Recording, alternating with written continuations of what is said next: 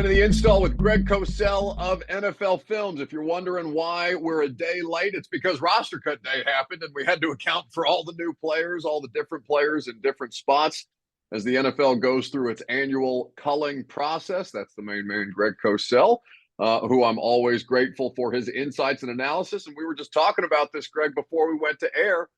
We've been doing division previews, but you were right to back me off and say, no, let's just talk about this Titans team because they have continued to do beyond just the roster transactions or the roster cuts. They have continued to improve both sides of the ball. And the latest acquisition, Ernest Jones IV, who comes via trade for from the Los Angeles Rams, they only gave up a 2026 fifth-round pick to get him, and they got a sixth-round pick in return. You know, and a lot of people say that speaks, of course, to the fact that stacked backers are not necessarily held in high regard in this league, and that may be true, it may not be true. You know when it's not true? When you don't have any. I mean, and you know, I've had this conversation with defensive coaches who actually have to call games and put together a defense. You know, when you don't have good players at a position, you know what defensive coaches say? And maybe fans don't think about it this way. Maybe even media people don't think about it this way. They say, you know what? That limits my options with what I can do in terms of schematics. It limits my options with what I can do calling a game. So it's always easy to say, oh, well, a stacked backer is not really that important in today's NFL. Yeah, it is important on game day. And you know, now you got a guy in Ernest Jones who's a really good football player. I remember talking to someone with the Rams telling me 2 years ago that he was their best defensive player. You know, and again, they had Aaron Donald, so we're not saying he's better than Aaron Donald. That's not the point. But I mean, we're dealing with a really, really good player, a player that plays all three downs. You know, so he does not come off the field. So, you know, when I saw that trade the other day, was it yesterday or Tuesday? Whatever it was, Yeah, Tuesday. I lose track. You know, it's that time of year. You know, I'm starting for sure. Yeah. But I said, wow, that is a really, really good move. It was after I found out about Chance Campbell. Not that he was going to be the starter and he's a great player, but I just felt so badly for the kid, you know, because he's worked so hard and actually had a really good preseason, and now he's obviously done for the year. But anyway, Jones is a really, really good player. That was a great trade. Well, and it just speaks to just kind of getting into the schematics element of it, Greg, because we don't know for certain what kind of defense Dennard Wilson is going to run. But we are starting to get we are starting to get a more clear picture at this point about how they're going to orchestrate this thing. And we know the different influences that Dennard Wilson has in his past. It's not, you know, Mike Macdonald. He was with Mike Macdonald with the Ravens for a year. But really, this is a Greg Williams disciple. And you're going to see all kinds of different pressure looks. Yes. And Ernest Jones is one of the most effective linebackers at getting pressure. And it's not like I saw it described, and I hate that I can't remember where I saw this to give proper credit, but I saw somebody talk about the idea of sacks for an off-ball linebacker can sometimes be empty calories. But what we have in Ernest Jones is he's a legitimate part of their rush in Los Angeles. And I know that Dennard Wilson is going to find ways to deploy him. And you're 100% right, Buck, because I think back, you know, to watching the Rams tape, and he was used meaningfully as a blitzer. You know, so again, doesn't mean he rushes on 80% of the snaps, but in some of their pressure schemes, he was really an important part as a blitzer, predominantly on the inside. So we'll see how he's used. But I think one thing we do know, and look, we got a chance to talk to Dennard Wilson when I was down in Nashville, and you know he wants to be aggressive. Now, again, you can be selective, you can do it a lot. We don't know what the percentages will be, but there's no way that he sees his defense as a bend but don't break soft defense. He wants to be aggressive. They're going to play press on the outside. They're going to blitz. You know, again, we don't know the percentages, the numbers, but that's the way he sees defense in this league, and that's the way they want to play. And certainly with now Chido Awuzie, who's going to be back on the practice field, has been back on the practice field for the first time since training camp. And L'Jarius Sneed is actually participating in practice, which must mean that it's week one as they get him ready to get on the field. We are going to see a lot of different looks because there's been a lot of hand-wringing, Greg, understandably so, about the lack of edge rush talent that they have here outside of Harold Landry. But when you look at the talent that they continue to acquire, and how they're honestly, I think they're going to move Jeff Simmons around a lot, and maybe not the exact same way that they deployed Danico Autry because it is a different defense. But I think you're going to see a lot different looks from Jeff Simmons than you have in years past. Yeah, and I also think that Arden Key can rush a bit from the edge. I think one reason why Rashad Weaver's not there and they kept Caleb Murphy is because he's a better rusher than Weaver. So I think they're thinking that they want players who can rush the quarterback. Which is a critical piece. It's funny. I've been spending a lot of time, and I did this summer, and I'm still doing it, just because I still have a little time here. We're actually shooting our first matchup show Friday of this week because Sal Palantonio is going to Brazil with the Eagles. So, next week I'm going to have some time to watch some more NFL tape. But I was watching the Texans defense, and Will Anderson, for instance, I think had 8 or 8.5 sacks. But watching his tape, he was a dominant rusher. They have the stat about pass rush win rate. And Mm-hmm. that can be a more important stat than just the number of sacks. You're trying to impact the quarterback. I remember years ago having that conversation with Dick LeBeau, and he talked so much, not about sacks, but about speeding up and impacting the quarterback.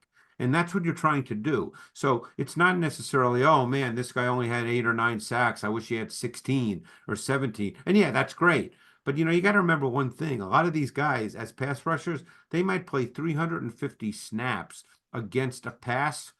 And if they have 12 sacks, people think they had a great year. So it's not necessarily just the number of sacks, it's how you impact the quarterback. And that becomes really, really critical. And don't forget, they're going to play a lot of press man as well. So, they're going to try to take away the quick game throws with their press man coverage. You could make the argument, and we've discussed this, that L'Jarius Sneed is one of the 2 or 3 best press man corners in the league. Yeah, and certainly they're going to need him because with what they have now in the division, we've talked about Stephon Diggs being with the Houston Texans and how many great wide receivers they already have there. They're going to need that attitude, that aggressive style of play to be able to execute the kind of defense that they want. So the roster's been cut down now, Greg, and again, it's still evolving. It's always a bit of a fluid process. But they have made a number of other trades. They traded away Malik Willis to the Green Bay Packers. He's going to be the backup to Jordan Love, which I thought was interesting. And then Elijah Molden, another player that they traded away to the Los Angeles Chargers, a second former Titan who goes to LA. Christian Fulton is there as well. Be curious to see what their plan for Molden is at safety. But with let's talk about what the Titans have on the roster, sticking with the defense. Quandre Diggs, Jamal Adams, Amani Hooker in this Denard Wilson defense. We're going to see a lot of different looks. We're going to see, I imagine, a lot of 3 safety packages as well. And for what Diggs and Adams have the experience playing together. The question about Adams is, can he stay healthy?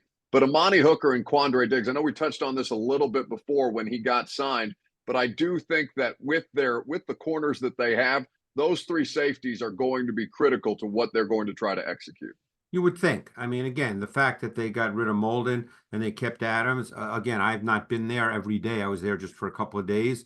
I'm sure they see Adams being used in a particular role. I don't think he's a starting safety for them, but he will get meaningful snaps. We'll see. Look, everybody knows what Jamal Adams is. He's also a very good blitzer. He's better closer to the line of scrimmage.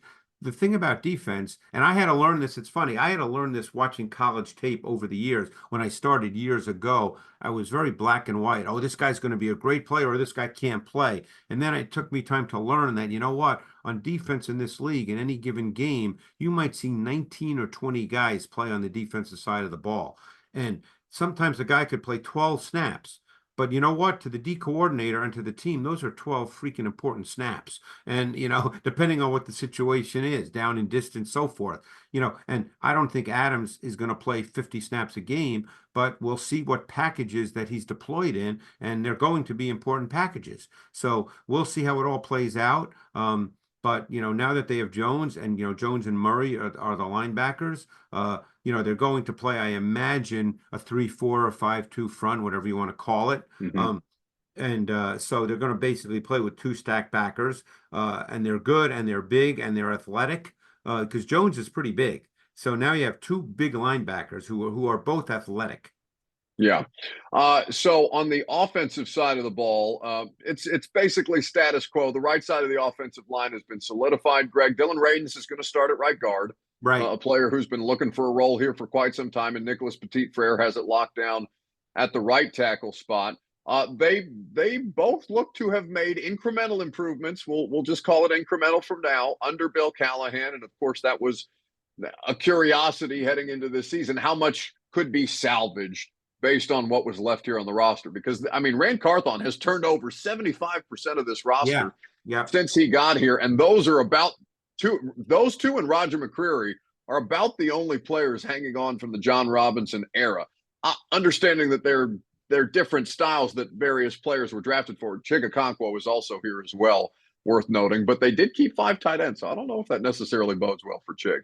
But on the offensive line in particular, left side seems solid and will continue to progress. Right side has questions, but they seem cautiously optimistic. Yeah, and again, you don't want to use preseason solely as the barometer because it's preseason, but there's no question that both Radins and Petit-Frere just look to be more solid players. Now, again, Mm-hmm. once you start the regular season, and obviously next week we'll talk a lot more about the first week opponent, the Bears, but you brought in Bill Callahan for a reason. Don't forget Dylan Radins, he was a first round pick, was he not? Second. Second, right. And then Petit-Frere was a third round pick. So you're dealing with guys that were drafted to be starters in this league. When you draft offensive linemen in the first 3 rounds, you expect them to be starters. That doesn't mean they're all pros or Hall of Famers, but you expect them, Buck, to be starters. So now that they have one of the best offensive line coaches who's ever done it, the feeling I'm sure is that he works with these guys and they can be solid players. They don't have to be all pros. So we'll see. I mean, look, you probably remember that I thought Radins, when he was drafted, I didn't think he was an outside player in this league. I didn't think that he was a tackle in this league. I even thought his future might have been at center, but obviously his future appears to be now at guard, and we'll see how he does. Petit-Frere has the talent to be a good player, more than a solid player, a good player. We'll see if that can be brought out of him. It's in his body to be that. So we'll see. Obviously he missed pretty much a whole season almost. So we'll see how that goes. I feel pretty good about the left side of the line. Now, having said that, is J.C. Latham going to have some bad snaps? He's going to have some bad snaps. He's a rookie left tackle. So he's going to have some bad snaps here and there. That's going to happen. That doesn't mean he can't play. Everybody I talk to, including people that coached him at Northwestern, feel that Skoronski is just going to be a really solid player. Again, maybe not an all-pro, but a guy you feel real comfortable lining up at left guard, and he's going to be solid every week. We've talked about Cushenberry. He's just a really good pro. Yeah, I mean, Greg, you've dealt with Titans fans enough at this point. You know what they would give for solid offensive line play, and it sounds like they're going to get at least functioning base level offensive line play with this collection of players. Now, the thing that I will notice, and I we try not to flesh preseason out too much around here because there are not schematic things to be learned. But I did notice a more firm interior of the pocket in pass protection in the preseason games, and just kind of fleshing that out even further to the quarterback.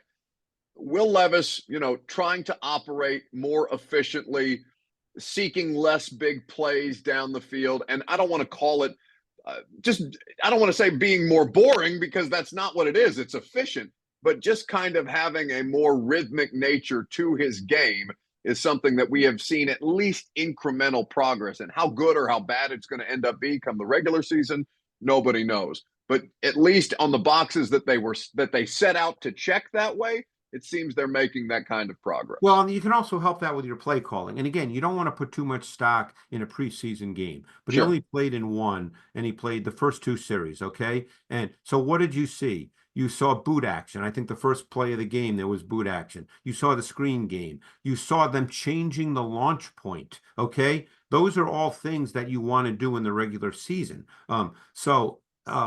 He was 7 for 8. And in fact, it's funny you mentioned about being a little less risky. It was his last throw. That is a learning throw. That was Yeah. the throw he should not have made. You know, you're just outside the red zone. You're in field goal range. I believe it was third down, and he was going to throw that. I believe it was to Ridley. He was going to Hmm. throw that to Ridley out of the huddle, and that throw was not there. But that's a learning play because you and I both know, as does the team, that he does have an aggressive nature to him, and you know sometimes he's going to turn it loose when he shouldn't. And but that's a learning play. Now you can show him and talk to him and say, hey, you know, preseason, yeah, it's okay because you know again you're not ripping him, but you just want to let him know, hey, preseason, hey, it's okay you did that, but you know what? Regular season, we're in field goal range. You don't want to make that throw. And by the way, he had Tyler Boyd wide open underneath, you know, to the same side of the read because it was a 3 route combination to the right side of to the wide side of the field.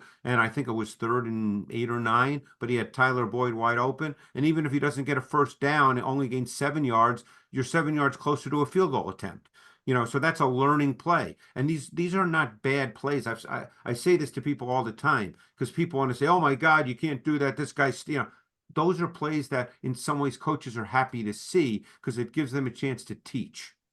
Yeah, to put it on tape and then to walk through the meeting rooms afterwards. Because we noted that, and I'm in the Saints press box, which I don't know if you've ever been up there for Super Bowls, Greg, but it's 1,000 miles in the air. Right, right, So right. we're trying to figure out exactly where he was trying to throw that ball because it looked to be to the inside of Ridley as opposed to the outside with two defenders closing at that particular moment, and it was exactly the kind of play that he had to make or tried to make out of desperation last year.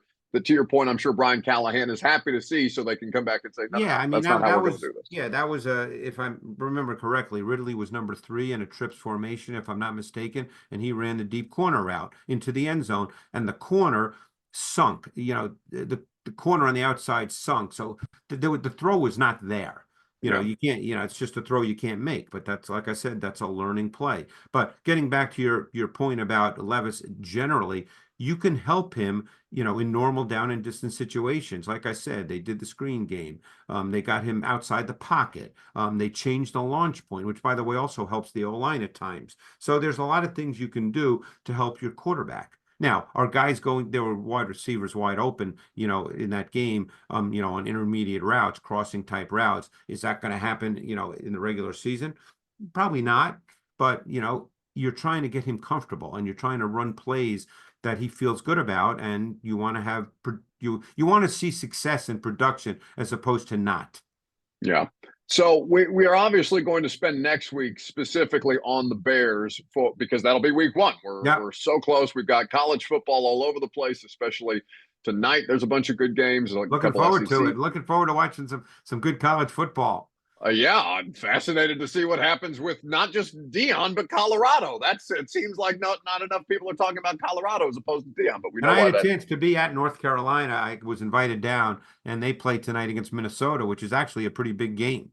Yeah, no, Yeah. that's a very interesting game. As a matter of fact, Arkansas and Missouri also getting some SEC action as well. But with the Titans, I'll pose it to you this way, Greg, because now that we have a more full picture of the roster Yeah. and still don't have all the answers as to what they're going to do schematically, I'll kind of reset the conversation that we had after the draft, which is, do you have any different questions about this team than you might have had once you saw the initial roster construction than you did a couple of months ago on offense and on defense? Well, I'll answer it this way. Everything is new with a new coaching staff, so you never know how that plays out once the regular season starts. So you want to you have to put that out there because you don't know. You know, sometimes teams that have good players get off to bad starts with new coaches. You never know that. But let's put that aside for the moment. This is actually, when you look at the roster, a pretty good roster now. Now, are there questions? Of course there are. You're starting a rookie left tackle. We spoke about the right side of the offensive line. It's still, we don't know. Okay. You know, looks like Tavondre Sweat is going to be a starter inside. I really like him, and I know he had a really good camp, but he's still a rookie. But there's a lot of good players on this team. I mean, once Hopkins is healthy and ready to rock and roll, that's a trio of receivers that's really good, really good. Tight end may be a question. From what I understand, Chig has not been great, and as you said, maybe they've kept tight ends because they're trying to figure that out. But and look, obviously a second year quarterback with only 9 starts under his belt behind a really bad O-line a year ago, when you could argue that he handled himself extremely well, but he's still a second year quarterback, so there are questions. So there are questions. I'm not sitting here to say, hey, this team's ready to go 13-4, man, and they're going to win the division. That's not the point. But the point is they've assembled a quality roster. Mm, And this team should be a pretty competitive team. Now, you don't know. So, like I said, this is not a matter of trying to predict a record, but they got a lot of good players. yeah, no, absolutely. And they have invested capital, both draft and cap space in that, and continue to do so, continuing to churn the roster and trying to make it the best version of this collection of players that they can, and trying to get out from under the last couple of years of poor drafts and honestly poor free agency signings as Yeah, well. I mean, and so much, look, you and I both know so much comes down to the quarterback. Let's say Levis turns out to be really good. Now, that's what we're hoping, of course. And if he does, this could be a really solid football team. Um, but defensively, I'm really anxious to see them defensively with Denard Wilson because, I love watching aggressive defenses. I think with their corners, they're really solid. I'm not sure they have the speed you ultimately want at safety, but they're both solid football players. They're not the kind of guys that make mistakes, but they're just not high level athletes. But that's okay if you don't make mistakes. And like we started all this with the Ernest Jones thing, that when I saw that trade, that got me excited. That guy's a really good football player. Yeah, I will wrap by asking you, and I touched on this briefly about Malik and the backup Yeah, yeah. situation in Green Bay. And I didn't ask you specifically to watch him in preseason, Greg, because I didn't think that we would have occasion to touch on him I here. did watch him, however. So, your thoughts about the player that he is right now versus the player that we've watched in the past couple of years, understanding that we grade on the curve of preseason. Well, I think he's the kind of quarterback that when it's clearly defined and clean, he can throw a beautiful ball. I mean, not this week. He was 3 for 4, and I know he threw 2 touchdowns. But the week before, I remember I think he hit Westbrook Ahini, if I'm not mistaken, on a seam route, and Mm-hmm. where it was relatively clean because the safety rotation was, it was just really well defined. So when it's clean, I think he can throw it, but it's not clean that much in the NFL. And I think where he struggles is he just doesn't see it that well. And that's where he has a problem. So he gets stuck in the pocket. And yes, is he athletic and can he run and make plays? Yes, he can. But to what he's shown on tape, and again, I'm not at practice, what he's shown on tape when he's played is that he still would have a ways to go. And there are some coaches that I've spoken to that feel if a guy doesn't see it, that he's never going to see it. So, that depends on the coaching staff. Maybe the Green Bay Packers feel, first of all, obviously they hope they don't have to play him because they've got a Jordan Love who, quite frankly, could be on his way to being a top 3-4 quarterback in this league because he has that kind of talent. And the way he improved in the last 8 or 9 games a year ago was remarkable. So, maybe they feel with a Matt LaFleur, who you guys because he was in Tennessee, and behind a Jordan Love, that he can really learn, but he still has a ways to go to think of him as a starter in this league. Right now, Yeah, he's no, not a starting quarterback in the NFL. certainly, and that was, he wasn't a backup quarterback in the NFL here No, because Mason Rudolph beat him not out. when you So have Mason that's Rudolph, who started in the league and is probably best served as a backup, but he's certainly better than Malik Willis. yeah, that's why I thought the landing spot in particular was the biggest curiosity to me, Greg, because they Well, cut both of the quarterbacks that they had there. one thing that I've heard from a lot of offensive coaches is there's two philosophies of backup quarterbacks, Buck. There's a you and one philosophy is you want your backup quarterback to be like your starter so that you can essentially run the same stuff. Another philosophy is you want your backup quarterback to be different because then if he has to come in the game, let's say in the middle of a game, the defense has to totally change how they play. And Malik Willis with his legs can really create problems running, because he's an explosive athlete. So maybe Green Bay was thinking in those terms because he loves athletic, but he's not necessarily a runner per se. He can get you first down and he can move around the pocket and get out of the pocket, but he's not a creator. Yeah. Whereas Malik Willis is theoretically a creator, and maybe their thought was, hey, if we have to put Malik Willis in, which of course we hope we don't, but then he forces the defense to have to play totally differently in the course of a game.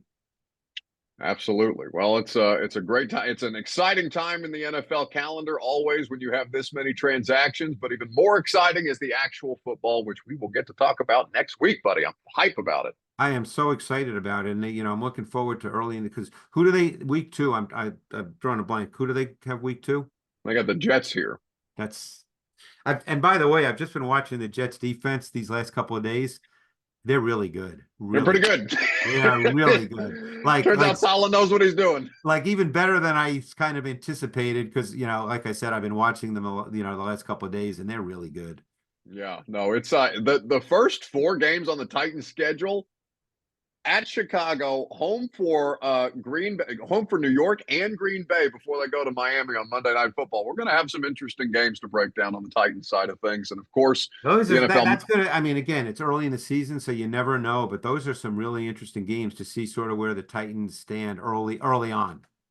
Yeah, this is you're here for the analysis, Greg. My analysis of those games is how big a boy he is. Go out and show how big a boy he is against the higher level competition in the NFL if you're the Titans, but that's about as advanced as I get with my analysis. The one good thing about those games for you is I think you'll get a lot of phone calls from fans.